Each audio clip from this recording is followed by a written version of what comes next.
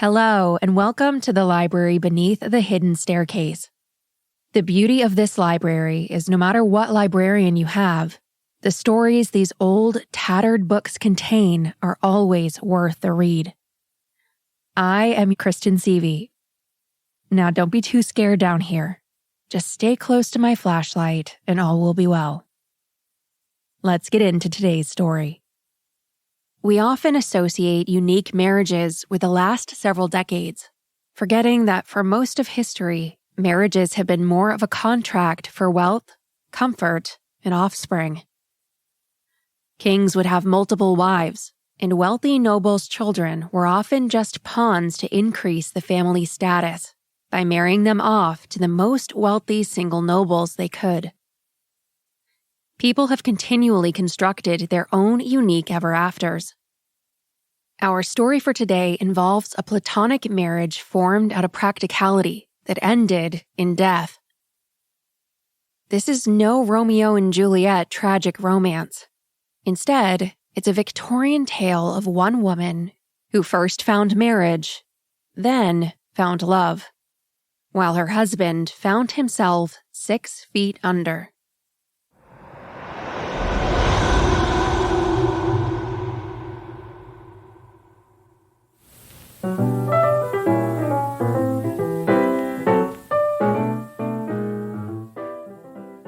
The story takes us to the heart of London, in the Pimlico district. The year is 1875, and Thomas Edwin Bartlett has just married Adelaide Blanche Bartlett, out of convenience and companionship. Both knew that they would join in matrimony as platonic, non-romantic partners. Adelaide was around 20 then, while Thomas was 10 years her senior. Before long, Adelaide was seeking more than just security and company. She began having an affair with Thomas's brother, who also lived in the home. They were discovered after a short while, and Adelaide's treatment in the home drastically changed. Her lover and brother-in-law quickly left for America, and her father-in-law, who owned the house, began verbally degrading her. Soon, as another form of punishment for her breaking their contract, under the guise of Thomas wanting her more educated, Adelaide was sent off, first to a boarding school, where she was only allowed home on the holidays, but then also to a convent school in Belgium for over a year before she was allowed back to live in the same house with her husband. Part of their agreement was to only have intimate relations when they wanted to have children. But after suffering from the pain of giving birth to a stillborn child in December of 1881, Adelaide vowed to never have children. A few years passed, and the couple was living amicably.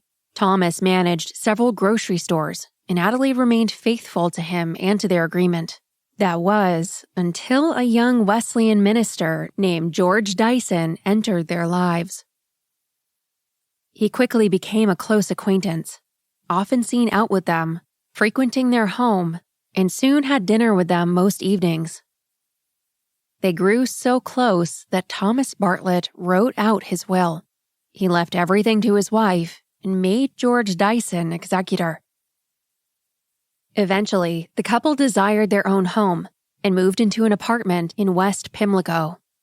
Adelaide was finally away from her mistreatments from her father-in-law, and both were away from his watchful eye. This was a happy time for them. They were out in their own home and had plenty of privacy. Their close friend, George Dyson, who continued to visit them, did so more frequently. In December of 1885, Thomas woke up one morning feeling miserable. His teeth were killing him from a botched dental surgery a decade earlier, where his teeth were filed down and left to rot. He always felt pain and discomfort from it, but this time it was worse. He became bedridden, and doctors were called in to take a look. Based on his gums, they said that it looked like he had been given mercury sometime recently. Thomas didn't believe him and requested a second opinion. The findings from the doctor were his friends should suspect, if anything happened to him, that his wife was poisoning him.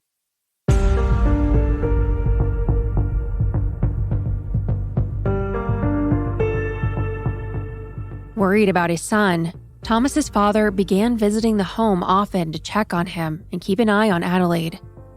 Not long after this, Adelaide requested George to bring her large amounts of chloroform. She claimed that she had used it to help treat her husband's discomfort. George seemingly didn't hesitate and soon delivered the chemical from several suppliers, telling each one that he needed it to remove grease spots. On New Year's Eve of 1885, Thomas was beginning to feel a little better, and the couple spent a quiet evening at home. Adelaide claimed she fell asleep in a chair with her hand on Thomas's foot. When she awoke around 4 a.m., she felt her husband's ice-cold toes and looked over to see that he was dead. In a futile attempt to revive him, she said that she attempted to pour a glass of brandy down his throat. It was then she said she realized he was indeed dead.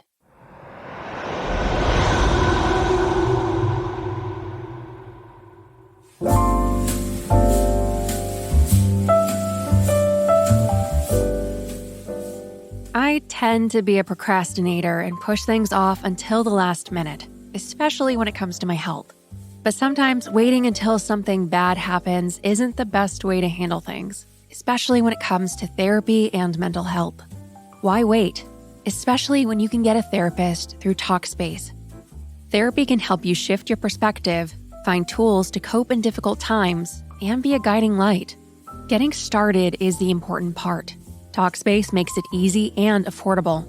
At Talkspace, you can sign up online and get a personalized match with a provider that's right for you, typically within 48 hours. It is incredibly convenient to have virtual sessions with your licensed therapist from the comfort of your home. There's no need to commute to appointments, miss time at work, or line up childcare in order to attend sessions.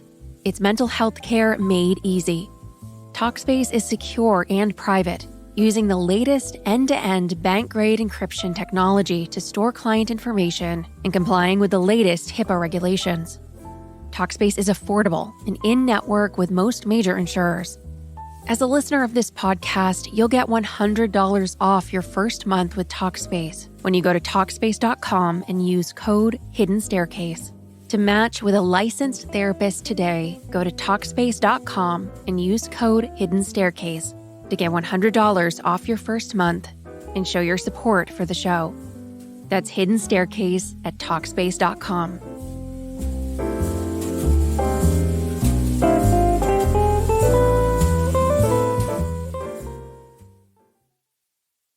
There's nothing worse than going to a doctor's appointment and expecting their one-on-one attention and feeling like the doctor just seems like they have better things to do and better places to be. Instead of listening to you intently, asking you how you feel, and helping you along, the doctor is checking the clock. On ZocDoc, you'll find quality doctors who focus on you, listen to you, and prioritize your care. When you're not feeling your best and just trying to hold it together, finding great care shouldn't take up all your energy. ZocDoc is the only free app that lets you find and book doctors who are patient-reviewed, take your insurance, are available when you need them, and treat almost every condition under the sun. Go to ZocDoc.com/Hidden Staircase and download the ZocDoc app for free. Then find and book a top-rated doctor today. Many are available within 24 hours. That's ZocDoc.com/Hidden Staircase. ZocDoc.com/Hidden Staircase.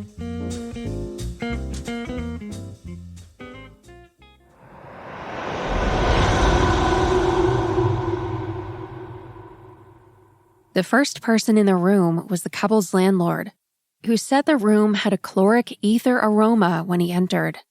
Upon first inspection of the body, the doctor could find no external causes of death. A team was quickly gathered to perform an autopsy. Their findings indicated a large amount of chloroform in his stomach. They found no other apparent causes of death. Adelaide was quickly arrested, along with George, for the murder of Thomas Bartlett. George pleaded not guilty and was indicted to be a witness for trial.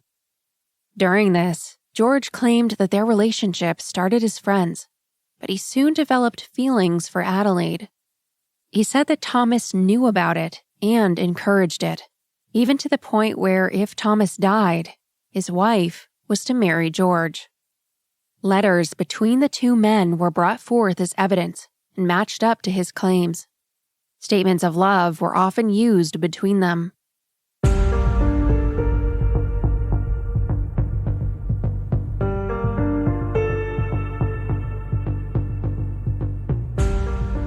Something that doctors couldn't figure out was the chloroform. It causes burns when it comes into contact with tissue, but there were no burn marks in Thomas's mouth or throat. Claims of suicide were also removed because someone couldn't consume that much due to severe pain consciously. Adelaide stated that she asked George to get it for her so she could rub small amounts on her husband's gums to ease his pain. However, she was adamant that she did not murder him. Her lawyer, during the trial, stated that in their 11 years of marriage, they were only intimate once. When Mr. Bartlett began requesting his, quote, marital rights to sex, Adelaide claims that's when she started using chloroform to subdue him. After a week-long testimony from everyone who knew the couple, the jury's verdict was not guilty, to everyone's surprise, due to lack of concrete evidence. Even after the trial, surgeon Sir James Paget remarked, now that she's been acquitted for murder and can't be tried again, she should tell us, in the interest of science, how she did it.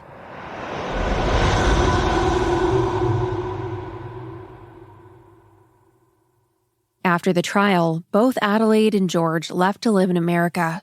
However, they went their separate ways before arriving. Adelaide lived in Boston, and all that's known about her life is that she was a piano teacher and passed away in 1933. George, however, changed his name to John Walker and began working as a successful journalist. He also joined the Navy and became the editor of the Scientific American. Did Thomas Bartlett die by suicide?